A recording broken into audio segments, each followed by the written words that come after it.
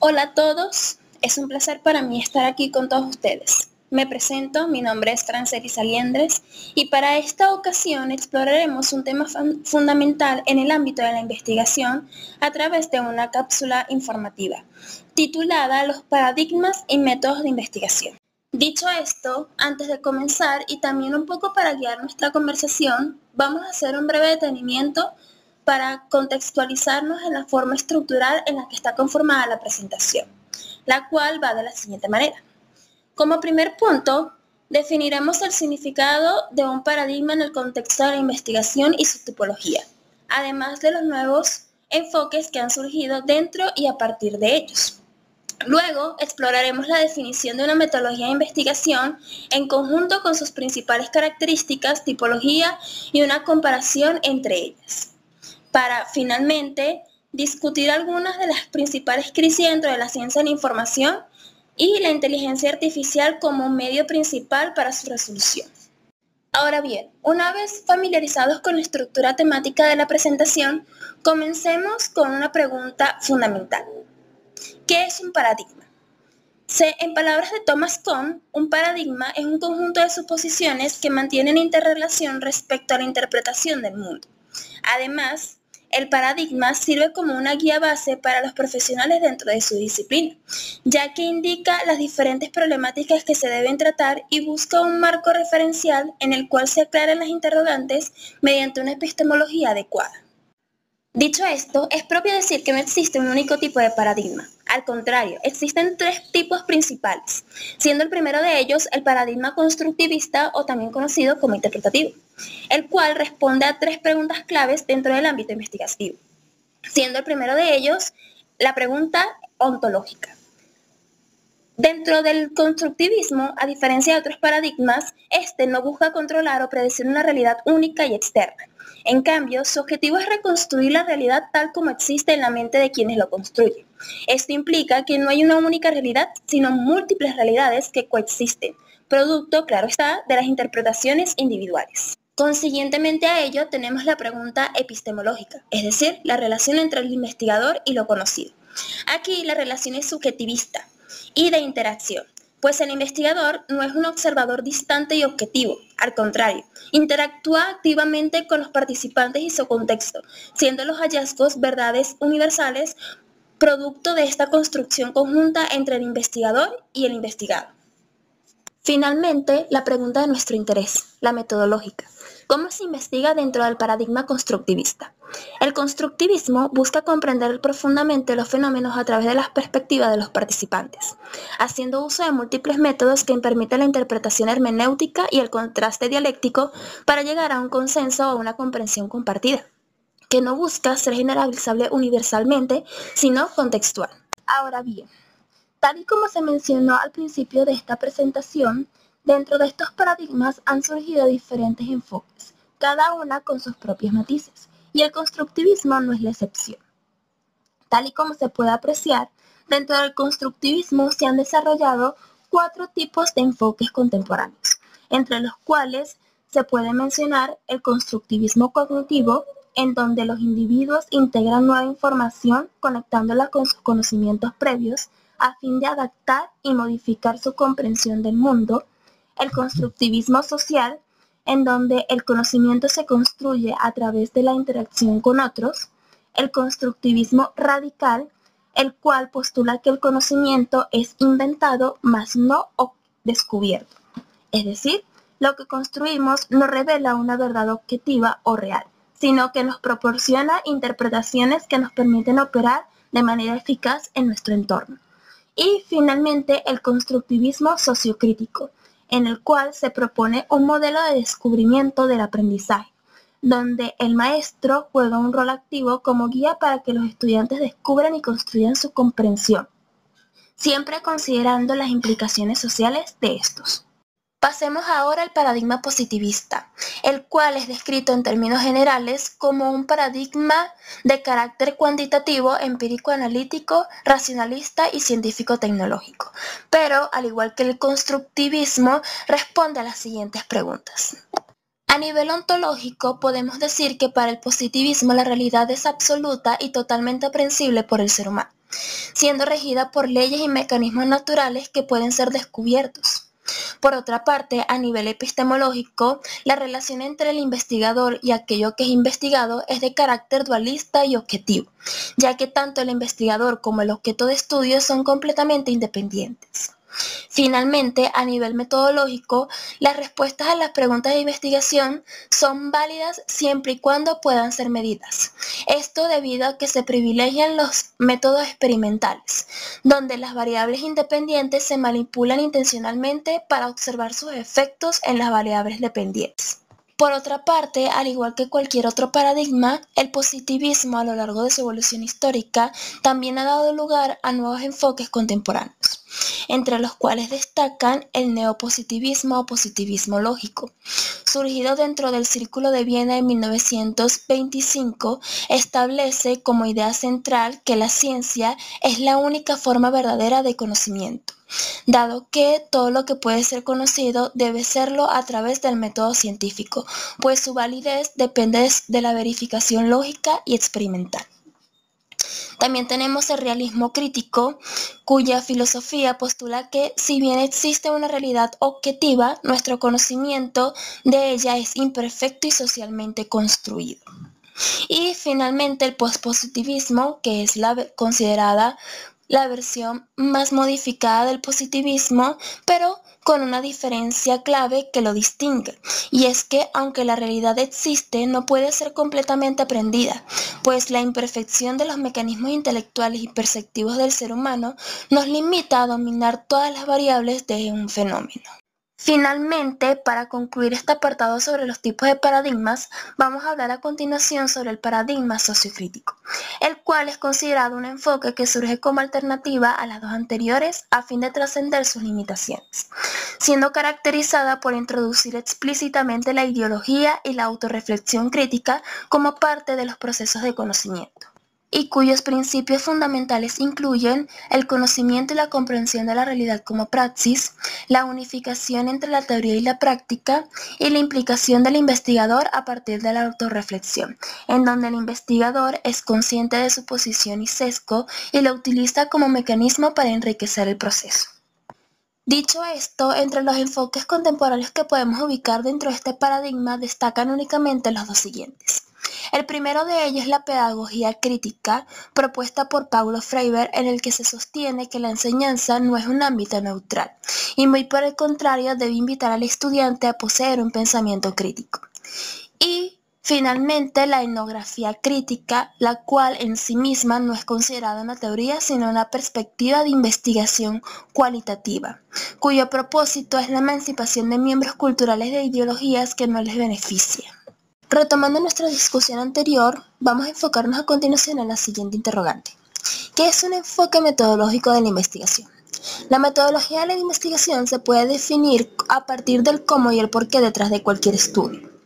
cuyo propósito es garantizar que los resultados sean válidos y fiables, y que respondan de manera eficaz a los objetivos y preguntas planteadas durante la investigación. Dicho en otras palabras,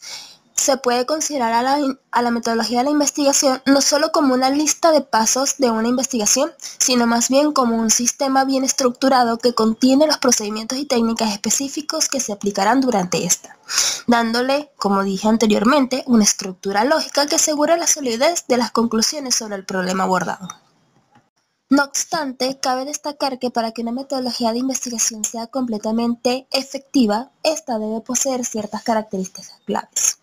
siendo la primera de ellas el rigor científico,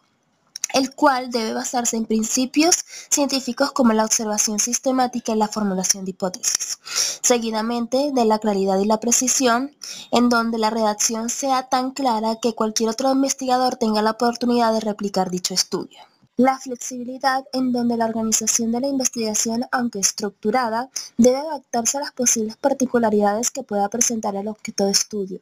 Y por último, la relevancia, en donde se debe abordar preguntas que contribuyan de manera significativa al conocimiento preexistente. Este hecho se ve reflejado en sus tipologías, las cuales a menudo se agrupan en tres enfoques globales, como por ejemplo el enfoque cuantitativo, el cual usa procesos medibles o cuantificables, ya que su objetivo es buscar valores de carácter numérico para obtener frecuencias, mediciones y parámetros, siendo su objetivo principal el probar si estas ideas establecidas pueden obtener resultados objetivos para una población de interés. Un ejemplo posible de este tipo de método puede ser encuestas para medir la satisfacción de usuarios con un sistema de información o el conteo de descargas de un documento en una biblioteca digital. Por otra parte, tenemos el enfoque cualitativo, el cual nos sigue un método estrictamente organizado, siendo ideal para procesos sociales y fenómenos no medibles numéricamente.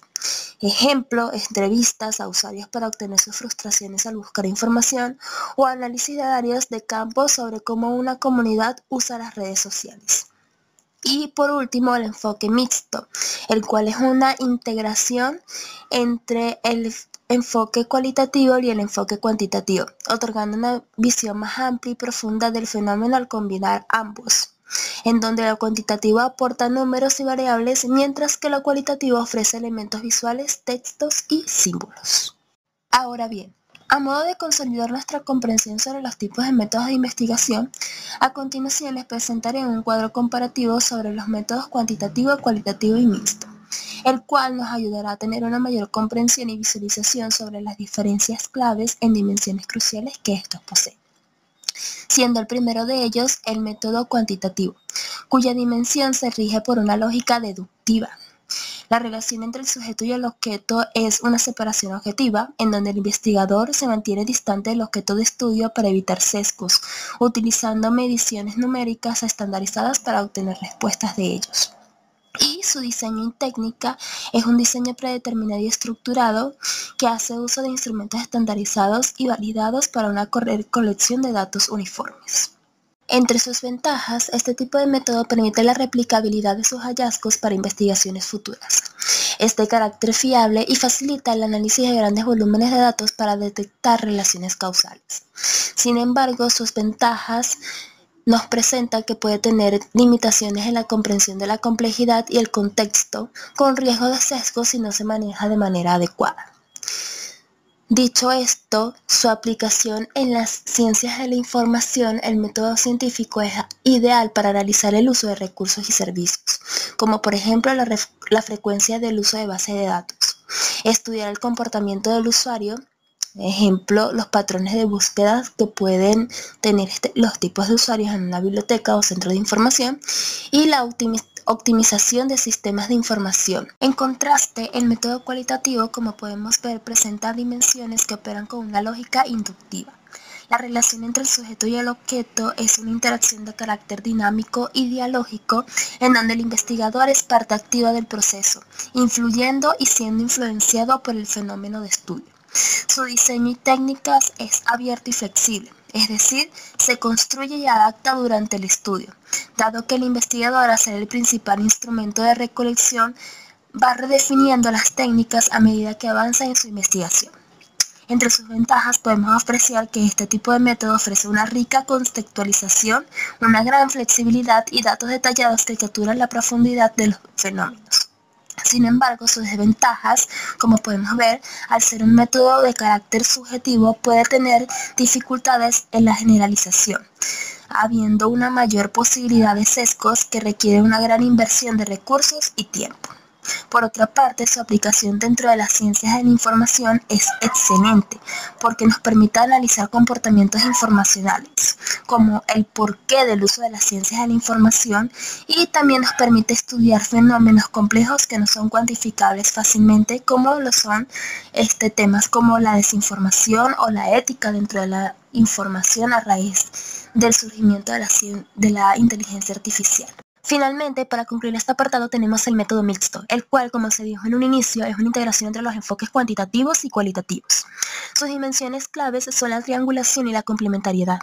La relación entre el sujeto y el objeto establecidas en este tipo de métodos es una interacción de carácter dinámico y complementario en donde se integra el objetivo y el subjetivo para una mayor comprensión. Por otra parte, el diseño y técnicas establecidos durante este enfoque para la evaluación de fenómenos son diversos, como por ejemplo el concurrente, en donde los datos cualitativos y cuantitativos son simultáneos, el secuencial, en donde una fase puede complementar a la otra, y el transformativo, el cual es guiado por un marco teórico. Dicho esto, entre las ventajas que proporciona este método podemos destacar el hecho de que proporciona una comprensión más completa y profunda sobre el fenómeno de estudio. Permite la triangulación para fortalecer la validez, ofrece una mayor flexibilidad y, claro está, genera una diversidad de datos, tanto de carácter numérico como descriptivo. Por otra parte, también podemos destacar sus múltiples ventajas, como el hecho de que puede ser difícil de diseñar y ejecutar, requiriendo una mayor inversión de recursos y tiempo. Y con todo y eso, aún puede presentar posibles sesgos si no se gestiona su integración de manera adecuada. Asimismo, su aplicación dentro del ámbito de las ciencias de la información es que aporta una validez reforzada al corroborar hallazgos entre métodos, fomentando la generación de nuevas ideas y teorías emergentes al interactuar con los datos. Ahora bien, para concluir esta presentación pasemos ahora a una reflexión crucial que le compete a cualquier investigador, y es el hecho de las crisis actuales que se manifiestan dentro de las ciencias de la información, comenzando por las crisis paradigmáticas en las ciencias sociales. Podemos decir que esta crisis no es una bancarrota, sino una reconfiguración profunda producto del pluralismo metodológico y epistemológico, donde las divisiones rígidas se han suavizado con el paso del tiempo a una coexistencia compleja y fértil. Por ejemplo, en el caso del positivismo, aunque despojado de su hegemonía dogmática, persiste aún como pospositivismo, enfrentando críticas por su supuesta neutralidad y su dificultad para capturar la complejidad contextual y subjetiva, siendo la crisis de la replicación en algunas ciencias sociales un claro ejemplo de este síntoma. Por otra parte, en el caso del constructivismo, aunque ha ganado terreno con estudios cualitativos que priorizan significados y narrativas, su desafío está en el debate sobre la rigurosidad y la transferibilidad de los hallazgos, además del riesgo de caer en un relativismo extremo. Asimismo, el enfoque sociocrítico, aunque considerado una